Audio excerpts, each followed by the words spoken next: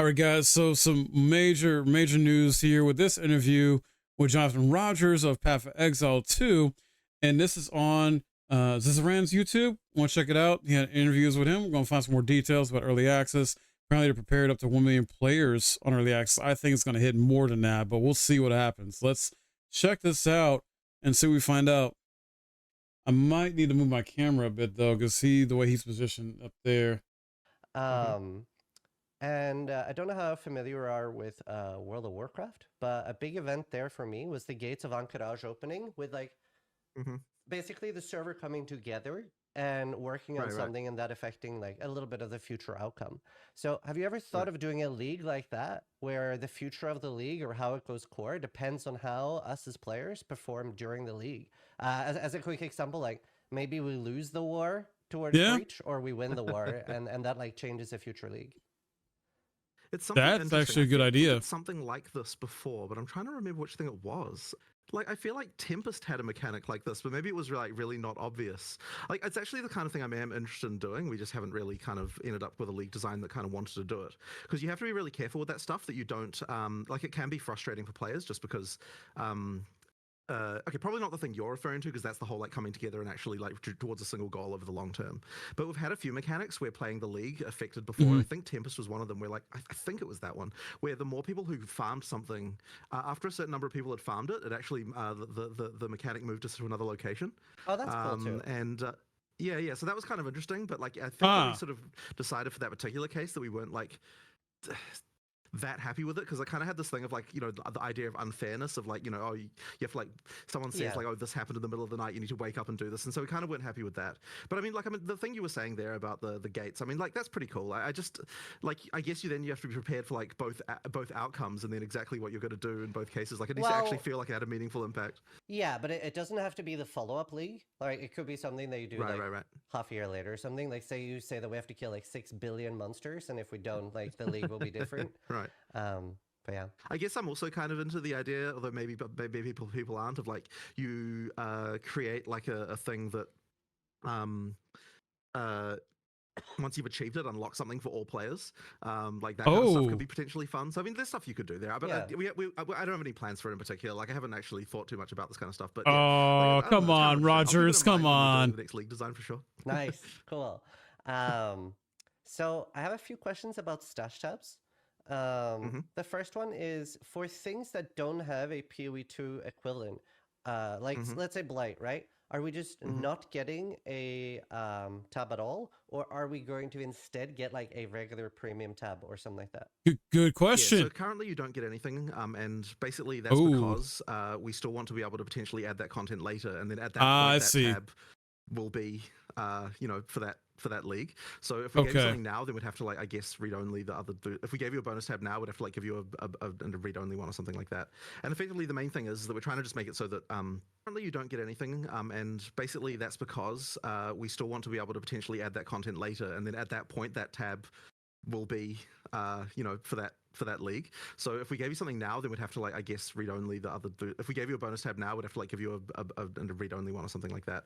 And effectively, the main thing is that we're trying to just make it so that where it makes sense, the thing you bought before will work. Yeah, I think that for the particular one you mentioned there. Yeah. I suspect that in the future there'll be a time when that will work again, and so you're kind of going to be good in that regard. Okay. But I guess it might be like it is worth bringing up though that if we get to the point of like literally we're never going to use this ever in PoE2, I suppose we could consider like having a replacement tab for something like that. But at least for the time being, like we still intend that a lot of that stuff still gets used anyway. Next question is also about stash tabs, and I remember at some point there was a big discussion about consolidating normal tabs and letting people make quad tabs. Now, if I recall correctly, the reason this didn't go through is there was a big issue with like database problems because we already have stuff in remove only tabs, right? PoE2 doesn't have this issue. Is there a chance that we can like, for example, there's quite a lot of people like me that have 100 normal stash tabs and would like to merge 4 at a time into a quad stash tab. Is that something that could be an option now with PoE2? Ooh, hopefully. Let me think about that. So it's certainly not something that we've done. I suppose we could potentially do that. I have to say that I'm personally not a huge fan of the quad tab overall, just because, like, I understand the like gameplay utility of it, but it's just, I don't know. There's something about it that sucks a little bit to me, of just about the way that it just, you don't really, I feel like you don't appreciate the items the same way.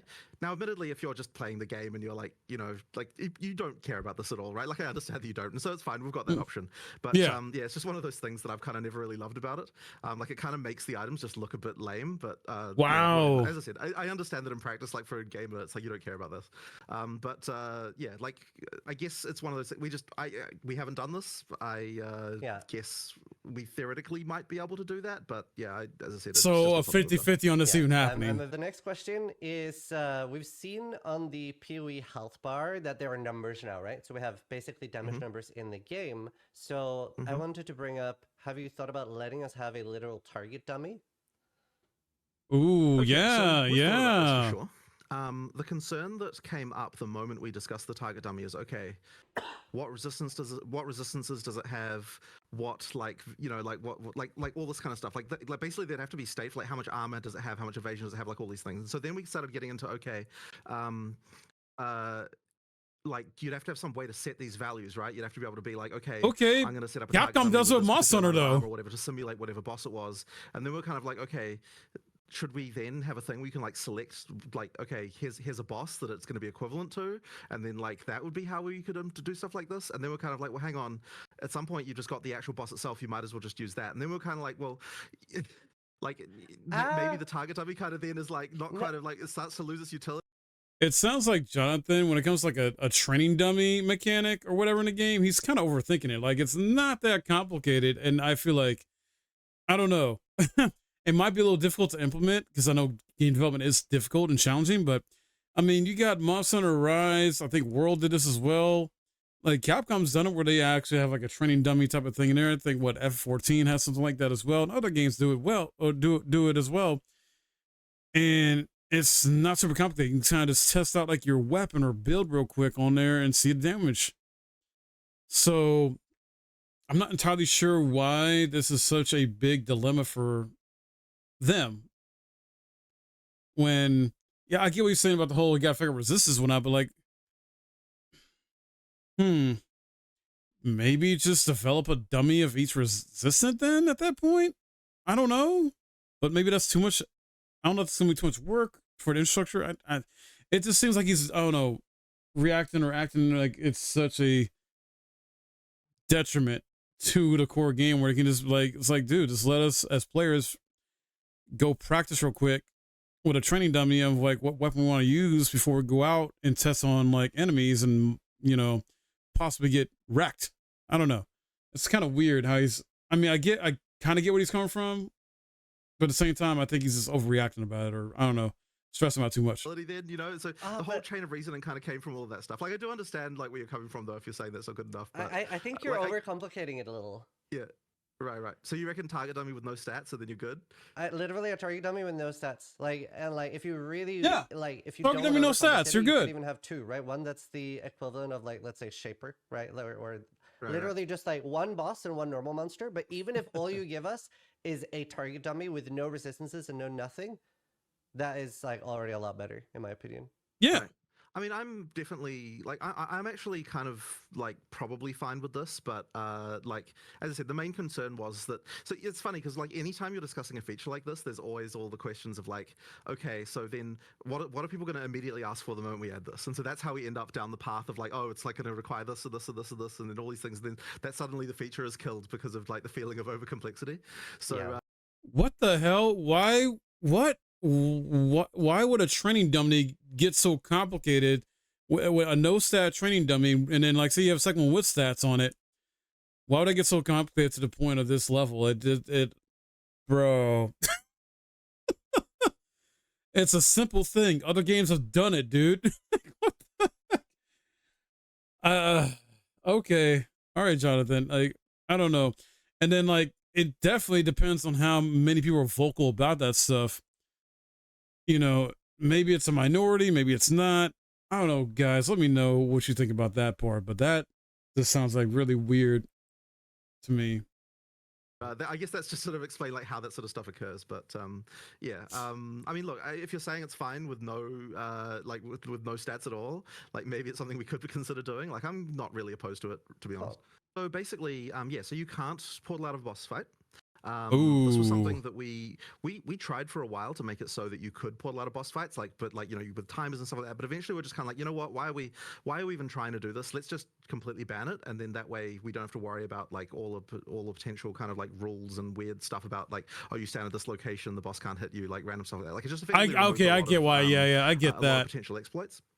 Yeah, and, yeah, exploitive. I think that probably was just a straight up improvement. There's been actually a few other changes we've made. Like this is something probably people will never notice, but you can no longer swap your gear in the middle of a boss fight either. That's been now disallowed too, and like a few other things like this. Like these are just things that, like, once again, people probably won't normally run into if they're not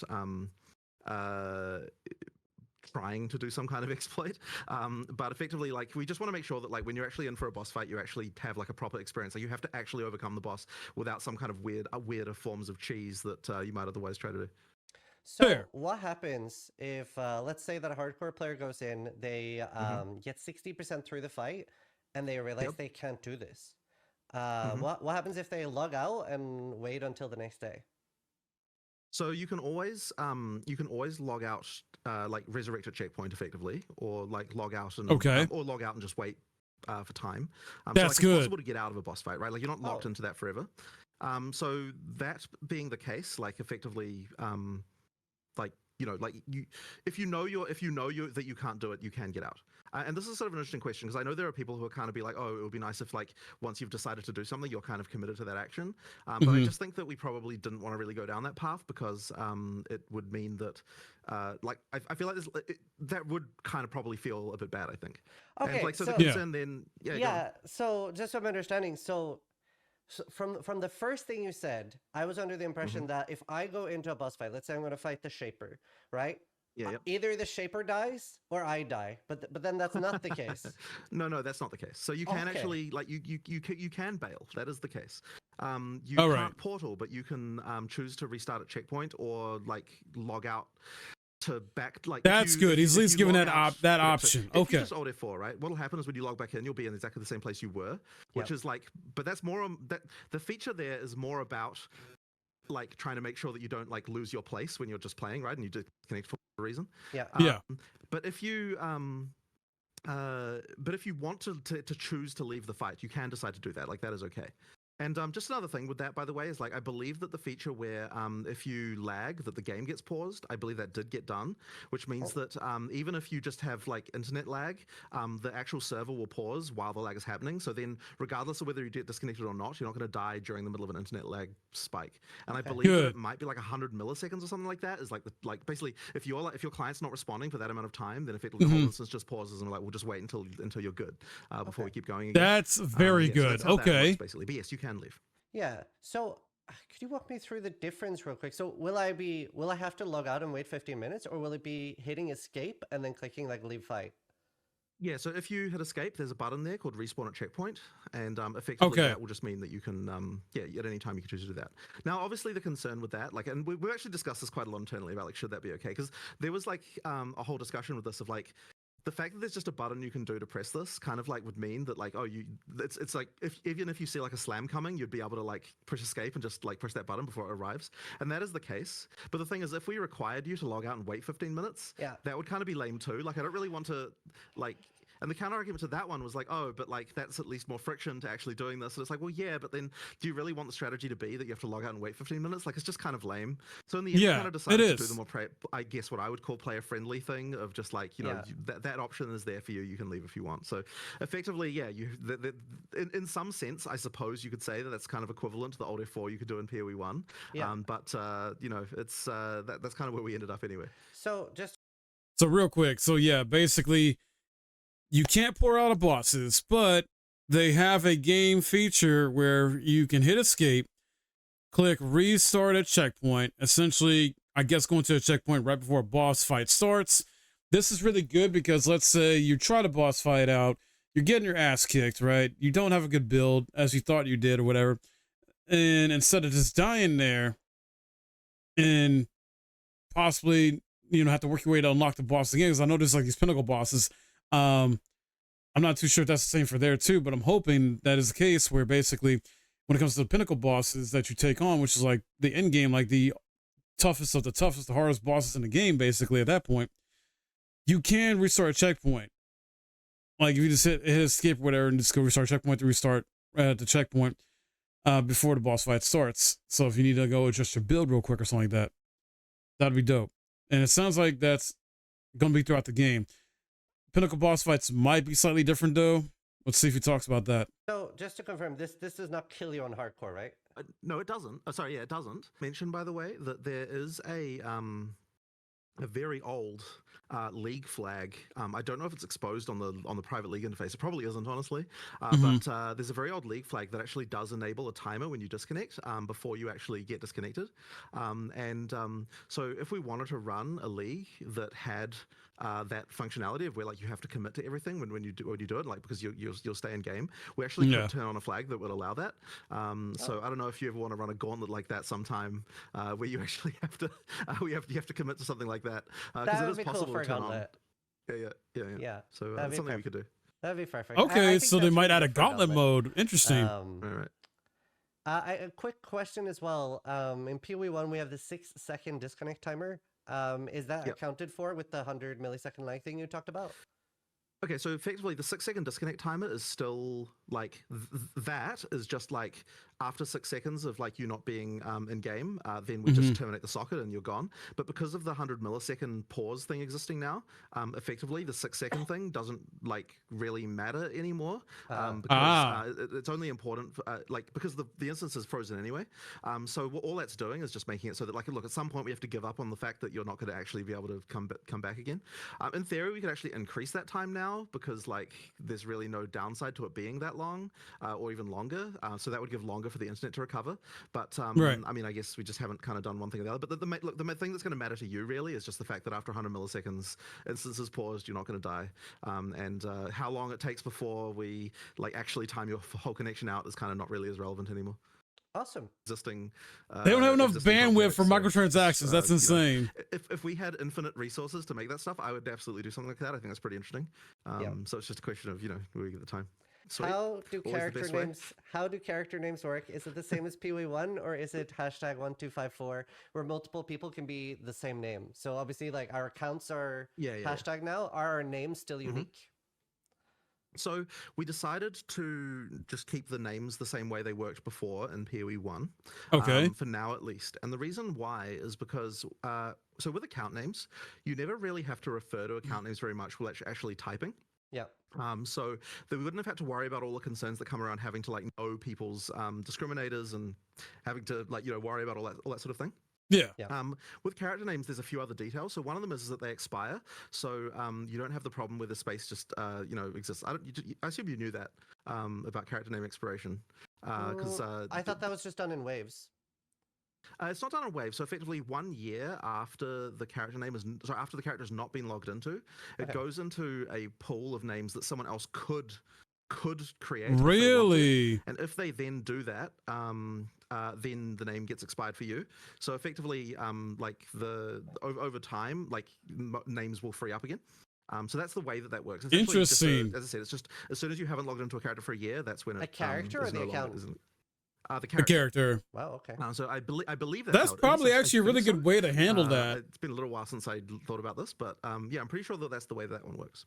And, okay. Yeah. So because of that, like characters don't have quite exactly the same problem as account names do. And as I said, the character names will be more annoying because that's kind of how that's kind of how you refer to people within the league. So we kind of decided to do that.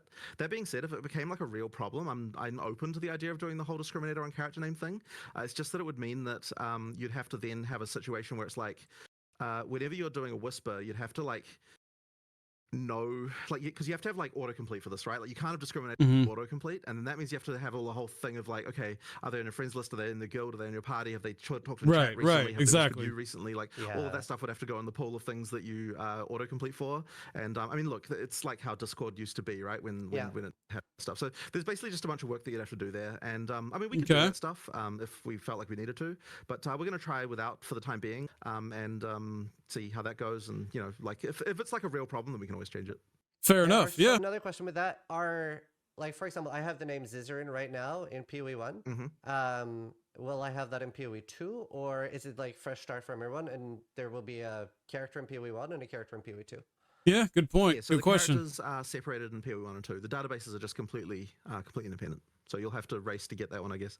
All right, I'm not getting that one. Runes, they're obviously like replacing the crafting bench. And yeah. Sure, yep. Can you override them? Like, can I put in a new one over it if I want to change later? I think it was confirmed you couldn't. So yeah, you can't. Yeah. I guess we could potentially do, though. Like, I don't think I'm against it. I'd actually have to talk to Rishi and Mark about whether or not we'd want to allow that. But currently, you can't, at least. Yeah. So yeah, I'm very curious about this because, from my understanding, one of the main reasons that you wanted to remove sockets from gear was that you really wanted to have this new thing where you find a gear upgrade, you don't need to 6-link it, you don't need to like get it exactly how you need it to be, you can just equip it. But I feel like I actually love the concept of runes, but I feel like a little bit about how they systematically work sort of ends up canceling this, right? Where I will not be able to actually pick up an item and, wow, this is an upgrade. I will have to fix my runes. Maybe I have to farm them. I see what you mean, but I don't think it's the same, because the thing with so a couple of things with this. Okay. One of them is that when we're talking about the whole like picking up an item and having to change stuff, what that was mostly around is the idea that, okay, like socket colors and so on, right? Like you admit that you had to change, like, either you have to chromatic stuff until the point where like you've actually got exactly what you had before, or you have, which is like definitely way more annoying than having to just use a couple of currency items on your on your item, right? Like chromaticking to get to the right state like could be like very difficult. But or the other thing you might have to do is to just rearrange everything in your character and like, oh, this goes here, that goes there. I use different supports or something like that, right? So to me, that was like a much more arduous process than what this is, because effectively you're going to have the currency that allows you to add sockets to items. It's not hard to get that currency. Really? Like, in the early okay. game, it's a little bit more restricted. But that's sick. You're definitely gonna, but as you go through the game, you're gonna have that currency in abundance. Good. I would say. All right. So I don't think it's like necessarily a problem like doing that. But what? Sorry. So yeah, just to clarify and reiterate there what he's talking about. So mind you, I'm still new to PoE in general, guys. But in PoE 1, you essentially got gear that has sockets already there. Usually you get like either from 1 to 3. And you socket in your runes, essentially, or your abilities or whatever, right? And then if you get better gear later on, you can essentially remove them and socket them into the better gear and stuff like that. So they're basically removing that ability in PoE 2, though. And once you put a rune in, it's there on your gear, but you can use currency to essentially add sockets to your gear, I guess, so that way, even though the rune's there, you can, I guess, have more sockets, what you want to do. I believe you can salvage your gear too, to where essentially you get artificers, and I was reading about this and hearing about this too, where you can, I think, get artificers and essentially help to make a rune you want or craft it later on in the game in PoE 2. So, or you may have to refarm for some of them as well, which kind of sucks, but hopefully it's not too bad. It all depends how the RNG is. So, like, we still know how good or bad RNG is going to be in this game for like all the freaking stuff, like from runes and gear and everything else. In terms of fixing resistances, the sockets are more of a thing that you would be worried about early game for those kinds of stats. When I say early game, I kind of mean like during the campaign, right? Because during the campaign, you're like, okay, I've got low on this resistance. Right. I want to get another one of those. To me, at least, I've found that it's kind of not something that I'm too worried about overall, like as I'm changing items going up, because as you're going through the campaign, you're finding new base types, you're getting new things, you're kind of constantly upgrading. And it kind of hasn't really ended up being a thing where I'm worried about that. If you equip a new item and you're like, I lack this resistance, generally speaking, I'll like, oh, okay, well, I'll add another socket or two to this, and then I'll get the resistance rune out of my stash and use that. So it's kind of ended up being a thing where like just fixing that resistance tends to be a problem that you do after deciding to upgrade it anyway. So that's kind of okay. And it's worth mentioning that with the runes, because they're kind of like, so at early game, they're more powerful than they are at late game, because the values, there's only one value of each for each type. Yeah. Right. So that means is that like early game, the resistances you're getting from one of these resistance runes is like extremely huge relative to the other resistance sources you would get. But as you get later into the game, the runes are less effective at solving that problem because the numbers are not stacking up compared to the mods you could get. And so as you get towards the later game, the things that you're going to be wanting to be socketing are more of the soul cores, which have the like different mods that aren't kind of Right. I remember this. So, and also your character has more. I remember looking into this. We talking about soul core. So essentially, runes are like early to mid game. And then once you get like an end game, basically, you will get soul cores, which essentially take over runes. You won't need runes anymore. Soul cores are going to be the effective tool, item, whatever you want to call it, to that you'll need basically for your build to make it more powerful, be more stronger, have more survivability, etc. And honestly, that's cool with me. I'm fine with it. You know, it's not like other RPGs. It's not like other RPGs haven't done something similar. So yeah. So it really is like, in terms of like fixing problems you have, it's more of a like, you know, first sort of 30, 40 levels kind of type deal rather than after that, if you know what I mean. So I think for that purpose, they work really, really well. As for changing them, I suppose we could allow it. I don't actually see a reason why we couldn't do that, although as I said, I haven't talked to Mark and Rishi about it. But I guess the feeling here is that because you got to choose it, it's not quite the same as feeling like you need to be able to remove a mod that you would have from one of the random sources where we have like some random ways to get rid of it. So that was kind of the reason why we're thinking that it can go the way that it has. But as I said, I don't think there's necessarily a downside to allowing you to replace it. So maybe that is fine. I just haven't thought all through all the repercussions of that yet. Yeah, and would you say there are soul cores that are at the rarity of like Eternal Orb, Divine Orb, like that type of stuff? Good question. I don't know the actual numbers, but I would definitely think so. Like, there's definitely there are definitely hard ones for sure. Right. Okay, so 5% chance type shit. Cool. 3%, 1%. Yeah, awesome. Next up, how does like stacking ailment works? So in general, ailments don't stack, right? In order to get the ability to stack them, there has to be some kind of mechanic you're getting. Yep. Usually that mechanic will have some kind of like that mechanic may have some kind of explanation for like any specific details you have to be aware of. But I guess the main thing to understand is that if you're doing something like stacking poison, the way that works is that all of the poisons that you do will always be on the monster. Yeah. Okay. And they're all running. But if you've got the ability to stack 2 poisons, then whatever the 2 largest poisons that you currently have that are on there, those will be the active ones. And then when one of those falls off, then the next largest will take its place effectively. So that kind of means makes sense. Like, that's kind of, I believe, sort of generally how the like buffs work in PoE, where you've got like, you know, if you can have multiple buffs on a thing, but only one of them is active at a time. So in the case where you're allowed to have more than one, it's just effectively whatever the highest N buffs are that are on the character, that's the ones that you get effectively. Other question from the community: does mana and elemental leech exist? So interesting. Mana leech is a thing, but only for attacks. Yeah. And elemental leech, I believe, is a thing. There are probably. I believe there are probably like various mechanics around that will give you elemental leech. It's definitely going to be a lot harder. But what we're trying to avoid is mana leech for spells. Because that can kind of like defeat a lot of mechanics and so on. So effectively, that's that makes sense. That makes sense. Fair game, but we just have to, you know, like it just depends on where it comes from. PoE1, it's almost like when you're building a crit build, you're supposed to be 100% crit. Is that the same in PoE2?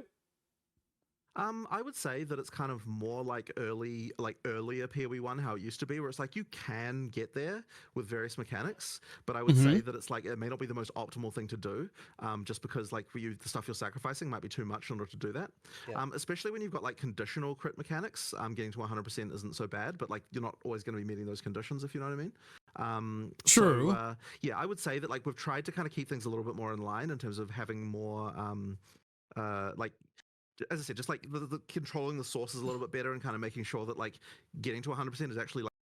It sounds like what he's talking about. Like they don't have like, I guess, crit builds be like those super OP builds they are in PoE1 that a lot of players do. And it seems like he wants to have it be better balanced out. So that way players are essentially have more build variety, you know, and many other build types can be OP, not just like a crit build essentially.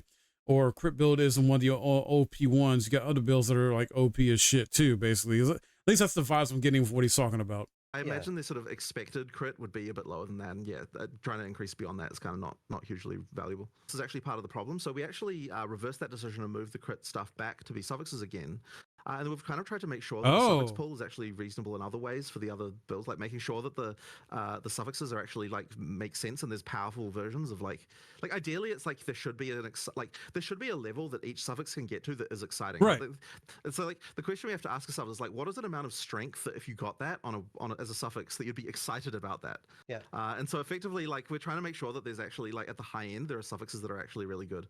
And so hopefully we've restored some of the like possible power that you sort of can get from weapons, and I think that's sort of as I said, I think it's in a better place. Enemy crit in Path of Exile 1 can be a little bit weird with, especially like, let's say like the Valspark from like Tynvin or whatever he's called, or the Shaper Balls and stuff, because either the entire ability crits or none of it crits.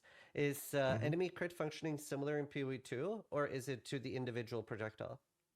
So I don't think we've made any changes here, but I believe that the way that works is determinable by the designers as they're working on it. But I suspect it's one of those things that they probably don't necessarily always think about, because it's kind of pretty, it's sort of somewhat invisible, you know, like so it's one of those things that just probably just doesn't come up in their minds. So we can control that, and I don't know whether or not.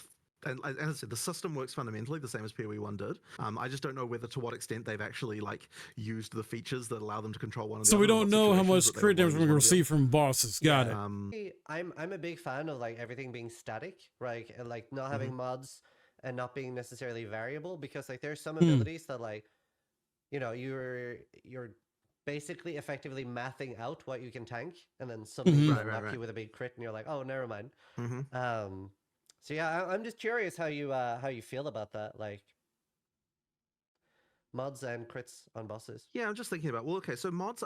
I think it's nice to have mods personally. I think I like to have what having mods does, like on maps and so on, is the ability to make it so that a boss fight can feel different from a different time you fought it, just based on what the mods were.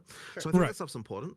That being said, we did like the idea of having the static bosses for the top pinnacle content, just because that is a measuring stick that players can use against each other. So having that be like a static thing is kind of nice. Yeah.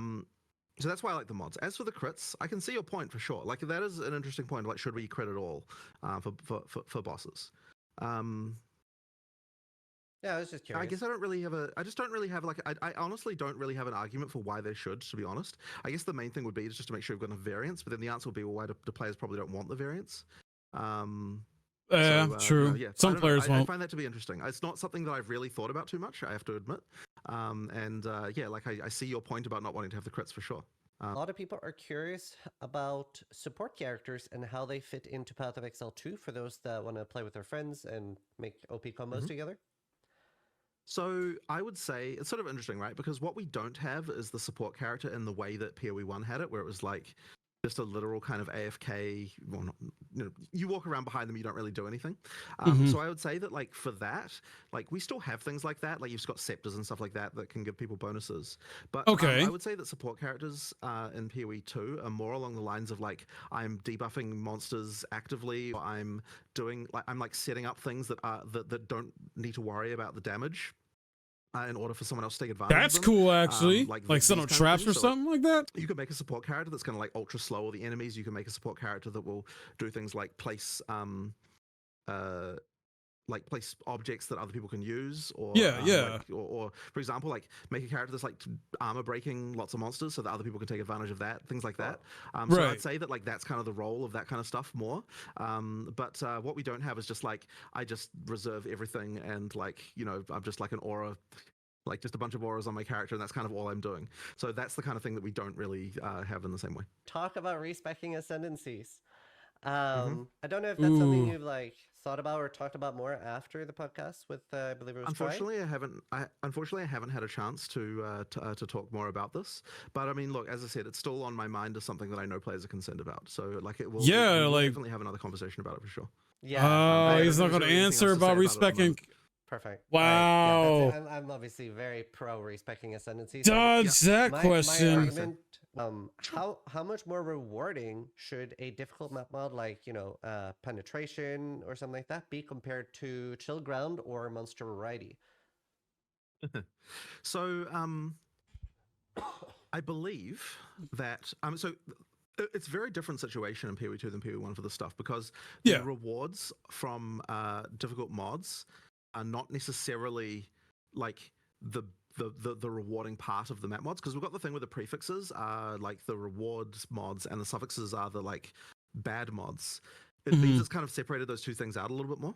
Yeah. Now there is still a thing where the harder mods have waystone drop rate increases on them, and so I believe, and I believe that the harder mods there do affect that, but I don't think that is like quite so much of a big deal compared to how it was in PoE 1, where like the item drops were heavily changed by that stuff. So like I don't know that, like, as I said, it's a very different situation. Now it's gonna this is one of those things that I'm like, I really hope it works, but I don't know if it will. So I guess we'll sort of have to see. Like the dynamics of what people choose to roll and how people respond to that are going to be very interesting. So I guess we'll just see how that goes. But what it does mean, at least with the current way the system works, is that it doesn't matter quite so much what the like the numbers we choose for how difficult those things are relative to like the rewards they give, because as I said, the rewards being given are mostly from the prefixes anyway. So yeah, I guess that's kind of related to that. A question from my community was, are there going to be free respecs during the EA if there's a big enough change? Like right now, if there's a huge skill tree change on standard, you get like the free respec. Yeah. Because so I'd say it's probably going to be the same as that effectively. Like when we do a big change, everyone will get a free respec, and it'll Okay, good. Free respec when it's a huge change. Because of Sweet. Respeccing is it only gold, or do you have silver guy orbs? I can't remember. No regret anymore. It's just gold. Another question from the community is, we've learned that ascendancies and items can be supported. So a logical follow-up is, how many sockets do those start with? Do ascendancy skills starts with 5 sockets, and do items with skills show you how many sockets they have? So if you have stuff that's inherent to your character, so that is to say, like and ascendancy skills do count as that, or things like so for example, default attack. Okay. Also a supportable skill. These things level get sockets based on your character level. Now, I don't remember what the level is that you get. It's like late 80s. There's like, that's the one where you get 5 sockets for all of those things. But effectively, as you level up, you'll get more sockets for that stuff. Ones that are inherent to items, those ones get sockets based on the eye level of the item. So effectively, a higher eye level base, if that base comes with a socket, that high level eye level base will have the thing. So I don't know if the trade site will show it correctly yet or not, but it is based entirely on eye level, which you can see. The trade site needs that will probably take some time to fully be like 100% like every single thing about it looking exactly the same as in game, just because there's like a whole bunch of work there. But we definitely want to make sure the trade site at least shows you everything that you sort of need to know. So I don't know whether or not they will be showing the sockets in that are in skills in gear, and I have a feeling it probably won't, because I know that skills in general on the trade site are kind of like a bit like because there's like a ton of work to make them work the same as in game. I think we're just going to be showing like names and levels, so it probably won't show the sockets on the site, but you can know that effectively there's just certain eye levels that the item is that when it does that. That's not good though. Support on the trade site and get everything rendering exactly the same as in game, and then that'll be fine. But there certainly should be nothing on the trade site which you can't know about something that's important for trade, at least. Oh, okay. Even to start with. So we'll still know of the importance of it. All right. Follow up on this. Another question is a low life 50%? No, it's 35. Okay. It's actually back to how it used to. It's back to how it used to be, and the reason is because that was changed up to 50%, mostly because of all the reservation related stuff in PoE 1, which is not a concern anymore. For a lot of people right now, is they would like to have in just keybind settings force move to be like, whether you put it on mouse button 1 or not. Right now, it's costing you a skill slot, and we're already a little bit, for some builds, a little bit short on that. I would have thought that when you include the control, like they're more inconvenient, but like the control Q, control W, that kind of stuff, those ones, like, are you really using all of those as well? Because I feel like you could just use the like skill slot 10 or whatever the last one is, like at the end there, and then use that one as your force move, and then just rebind it to something that doesn't require precision control. And then if you do that, you should be able to use that. But like, I mean, I guess there's no real reason we couldn't change it to not use a skill slot potentially. But I guess I figure that it's not usually a problem at the moment if you're able to do that. A lot of people want that for sure. Okay, interesting. Well, I mean, look, I'll table it with the UI guys and see if they want to do it then. Yeah. So Also, possibility of that sample getting size, changed. Ezekiel asked, why was it a conscious choice to make the game more difficult than PoE 1? So See, I guess I don't know that I would say that the conscious choice was to make the game more difficult because that makes it sound like the goal is we're going to make it more difficult. Whereas what the goal was to make the combat more engaging. That I would say play softcore your first time, or at least play hardcore and die, and then play softcore the rest, and you should be all right. I really have no idea how many people will turn up on day one. Like we can look at supporter pack sales and we can say like, okay, well there's at least this number, but on day one, we're not sure. And the other thing as well is that there are things like what's console going to be like? I just don't know really. Yeah. Like how many people will turn up there. It's really hard to say. I don't know if you're like comfortable sharing a number you're prepared for, but like, are you prepared for like 1 million players, for example? If that's something you're well, 1 million is how many is what we're prepared for as far as instance capacity goes. Okay. Interesting. We also are prepared to increase that as well, like in terms of just like talking to cloud vendors and stuff like that about like, what if we go over this? Like, do we have a plan for how we're going to scale up? Like that kind of stuff. So 1 million is the capacity that we'll have on day one, like before we know how many people Oh, wow. All right. We'll see if 1 million works for him, I'm pretty sure we'll get it in 1 million. I don't think it's going to go. I think the chance of going above 1 million is pretty low, honestly. I don't know, man. You might be surprised. You never know. Is every single boss going to be you die once and it's over? Like, you collect 300 Zeshtula splinters or whatever? Right. So we've actually had quite a lot of conversations about this topic. Yeah, what's up with that? With the 300 splinters thing, just to, by the way, is like they do come in stacks, so it's not like you have to fight 300 breaches to do that. But this was definitely a question. Should we allow more portals for some of these bosses because, like, it's like the first time that you save up, the first time you're going to fight it, and then you just die instantly to some ability, and, like, is that okay? And there were definitely some arguments about this. But we eventually decided that, we are going to leave it as one death for those bosses just because we just want to make sure that there's integrity in the, like, in the boss fight, that you actually, like, did actually have to kill it from top to bottom. It is one of those things though, that, like, if it really was a problem, I guess we could readdress it, but like I think we're pretty keen to go with just one death even for those for the time being. How do you feel about safe mechanics like Toda? Like obviously RuneScape is probably the game that comes to mind where you can very, very much, more than any game I can think of, tailor exactly what type of content you want to be doing, right? Like if you want to, you can do completely safe content, or you can focus on like a really hard boss fight where it takes all of your focus. Almost like a filter system, maybe? What are your thoughts on like being able to tailor your custom content? So, I mean, I would say that PoE is pretty strong in this regard as well, right? Like you've got the ability to change the degree to which, like how many mods you put on maps, and then like how much you're juicing things with mechanics for the towers and like, all sorts of stuff like that. So I would say that PoE is one of the games where you do actually have quite a lot of control. So like you can definitely get, like, look, if you're running a white map, there's not a huge amount that's just going to randomly kill you if you're like if you're powerful enough to deal with that, you should be okay. It really is the other extra difficulty you add that makes it so that you're so that you're more safe. And like especially now that the bosses have been moved out of the regular map so that you can choose whether you're doing them or not. Like you have even that choice as well. So yeah, I'm a fan of tailoring content difficulty, and that is the goal for us as well, right? Just like make sure that you can decide that. Awesome. So let's say that I've opened an expensive boss fight, but took me a while to farm, and I'm halfway through the fight, and I'm like, oh, this is not going well. This is not going down well. But I don't want to leave either. Can I pause the fight and be like, Steel Mage, I need help right now. Please come get me. And can he then like, while I'm paused, can he come help me? You actually can't like do things like accept invites and everything while you're paused. Now we actually had planned to allow you to do way more stuff while paused. There was this whole pause rework we were going to do. We were going to change the interface so you can pause the game and still be able to like look at the rest of the interface and like kind of do certain things while paused or not, and then we can just make the decision of like what's allowed when paused and what isn't. But we never got it. We unfortunately didn't get time to do it. So right now, you wouldn't be able to accept a challenge while paused. But that being said, you could like pause the game, message your friend, he sends you an invite, you unpause quickly, click accept, and then pause again, right? Like it is kind of possible. And so there's kind of really no reason to like not allow you to accept an invite while paused for that reason, because like you can. So since you can invite or whatever, accept invite like while in a boss fight. Okay. Cool. Okay. And ultimately that would mean just not be do fast. that. The question then is like, can you get to the person in a fight? And that depends on the context. Now, I don't actually know 100% of all the rules about this, about exactly what goes on. I believe that when you sea shelter someone as the players call it, that it's that you go to the checkpoint of the last you go to the physical location of the most recent checkpoint the player has, and then from there you can go into the boss fight. So during campaign you can certainly just like get into someone's boss fight very easily.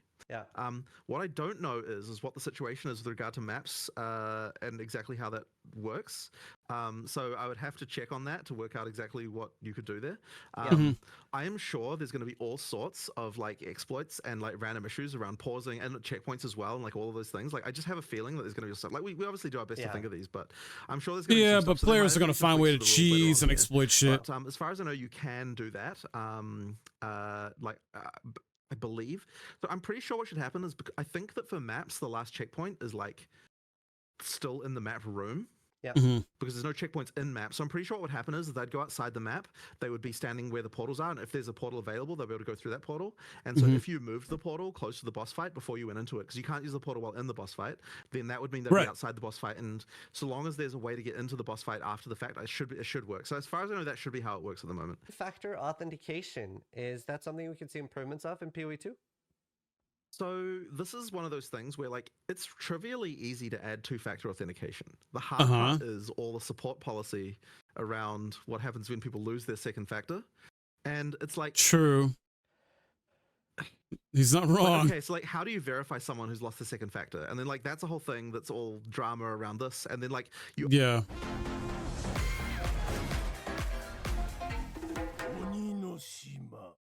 What's wrong with these burger buns? Oh my god, why? But due to a production mishap, their bottoms are slightly... You open yourself up to like, it's like, okay, so like how do you verify someone who's lost the second factor? And then like that's a whole thing that's all drama around this. And then like you open yourself up to like all sorts of like support mistakes you could be making when with that kind of stuff. And like it's notoriously like you have those things. And then people say, oh, you should just tell people that if they had two-factor, then if they're the second factor, they're just hosed. And it's like, well, you can say that now. You say that right at the point you do lose your second factor, and then you're like, why is there no recovery process for this? You know what I mean? Like there has to be a recovery process. And then it's like, okay, so then how do we verify it? So then people are like, oh, you know, you could like take government ID, and it's like, okay, well now there's like GDPR and privacy implications of this, and it's like it's just kind of an endless rabbit hole of like random policy and horrible stuff. And so like we should have it, right? Like absolutely we should, 100% we should have two-factor. We just don't, and it's all because of that, like the tricky stuff around this. And like one day I just have no doubt we will implement this. We just need to dig ourselves out of the hole of all the policy issues with around support for this. So just don't have two-factor verification right now because all the headaches of policy stuff. The thing is that you can effectively outsource the two-factor on your account by using Steam if you want, because they have two-factor. And if Steam is the only login method on your account, then effectively you're just relying on their two-factor to be able to true. work. So you still have that option at least. We should add two-factor to the regular login system, and I want to add two-factor to the regular login system. It's just a question of getting time to sort through all the problems with it. Question I just thought of was in PoE 1, a thing that can happen is assets loading and being invisible if there were already loading ones. Is that a fixed thing in PoE 2? Unfortunately, that's not fixed, and this is something that really bothers me. But look, it's something that we're going to be like. I really want to fix that. I really want to fix it. Please, Jonathan, please. The worst thing to me is that occurring. So we'll get to the point where that can occur. It's actually been made harder in PoE 2 because of the fact the assets are larger in general. You know, like higher resolution textures and higher resolution like models and stuff like that. So I don't think it will necessarily be worse or anything, but yeah, it really sucks to me whenever a thing doesn't load. And so this is a thing that we will be working on and improving over time. I want to get to the point where it's just 100% the case that you never see an asset pop. Like that would be ideal. Awesome. But we'll work towards that, but we aren't there yet. Cool. Okay. All right. A lot of people are asking about pre-download, especially for people with slow connections, being able to start downloading the files before the 6th. We're definitely more vulnerable to data mining for PoE 2 than we are in PoE 1 usually, just because you know, like there's so much more new stuff, like just the whole campaign being something people haven't played. You know, so like it's that would be the concern. I guess I do understand the why you'd want this though. So concern is data mining though. That would be the reason not to do it. I understand that data mining is a big issue these days too, especially when you got people trying to do ransomware shit to companies, and they have done it before to several companies. So I get that. I could have sworn they confirmed it already though. This interview is probably taking place maybe a week prior or whatever, a few days prior to when it went up, whatever, but or something like that, or maybe even a few weeks ago. But yeah, I could have sworn they either on their social media accounts like that confirmed that there is going to be some type of preload. I think you might have to use I don't know about Steam's client. I think on Xbox you can pre-download it. I think PS5 same thing, but PC, I think they either will have to give you a client of theirs, something like that, to use instead of Steam's, which is weird in a sense. It's like, come on, now why can't I just preload through Steam? I don't know. That could have been different. Let me know. But yeah, I think preload should be available on PC on everything. By the 5th though. Like it won't be today. Well, at the time right now, it's the 3rd, but the 5th, I believe, is when preload should be available around 8 p.m. Eastern.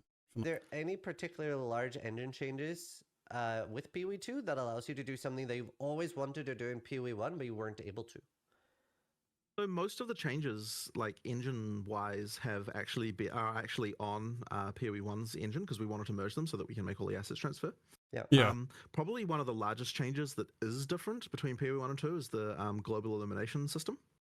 And what that kind of means is that so like any and this was like we had GI in PoE 1 as well, but it kind of works differently. So like effectively, the nice thing that you can do with a really good GI is that you can light objects without having to actually place lights in them. Like they just get lit by the glowing parts. Okay. And so you just get a really nice like soft form of lighting from certain things. And certain areas can actually be lit entirely with the GI system, which is just really nice. Like you get the ability to do some lighting that's just really quite different than what PoE 1 has been capable of. Okay. So yeah, like that's pretty cool. Trying to think if there's anything else that like we didn't actually port over, but not really. Like, cause we've tried to get everything as much as possible to be the same. Just for asset portability.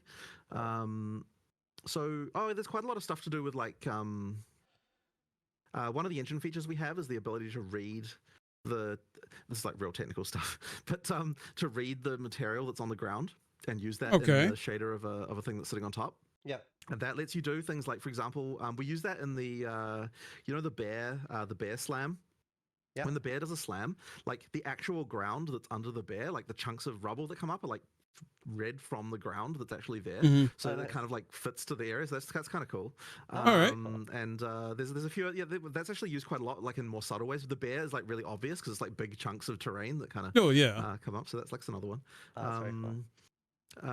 What's another one that's like PoE 2 only? I'm not sure. As I said, most of the things get moved over. Like, I mean, look, one of the things that's gone on generally is that all of the we've upgraded the part. So we used to use in PoE 1 originally a like CPU based particle system, and then for most of PoE 2's development, we've had this like GPU based particle system, and that just means that the particles can look way nicer. And like that is available in PoE 1, but it's just like all those assets were made like a long time ago, right? So they all use the old system.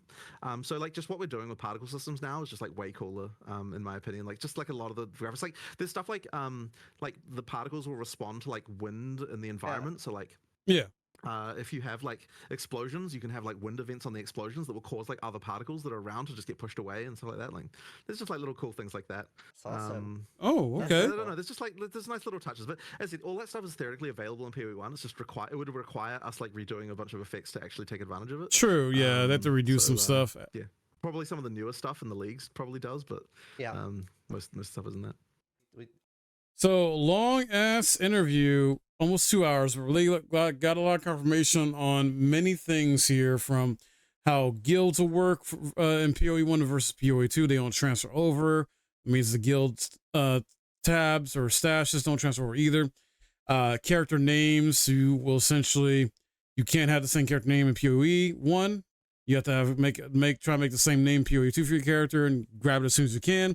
And then if you have multiple characters and you don't log into that character for like a year, then you lose that name. It goes to a pool. So understandable there. I think that's fair too. And just how stashes work in general in PoE 2 seems to be good. How the bosses work and how they're going to be doing crit and crit damage, how it's being balanced out better in this game than PoE 1. So there's more build variety and isn't just like, oh, crit builds are taking over or being the main thing. A lot of good stuff here. and a lot of stuff confirmed here. Love it from Jonathan, even though he can't say too much on certain things, or he just doesn't know yet, because even though he's like the primary representative, it doesn't mean he always remembers every single thing about the game being worked on or can keep track of everything. You know, he's a human being like anybody else, guys. So yeah, but cool stuff here. It is going to be early access, and cannot wait to play this myself. I'm hype about it and looking forward to this very much, and playing this not just by myself, but with the community, maybe meet some friends that also want to play it as well too. So definitely, if you're going to be interested in this and going to have early access and want to play with me or be part of this, well, join the Discord for sure. Be a link in the description on YouTube. So definitely come on by. I got some PoE channel there, both text and VC. Cool stuff here. We found out in how runes work, soul cores, stuff like that. We don't know for sure about all like the last ascendancy class for each class. And I believe that it confirmed like the respec on some things, like with the whole, if there's a big major change to the skill tree, we can respec, get a free respec. Ascendancy, as far as respecing that, yeah, I have to wait and see how that's going to be handled. So good stuff. Heck yeah, I'm looking forward to this even more now overall.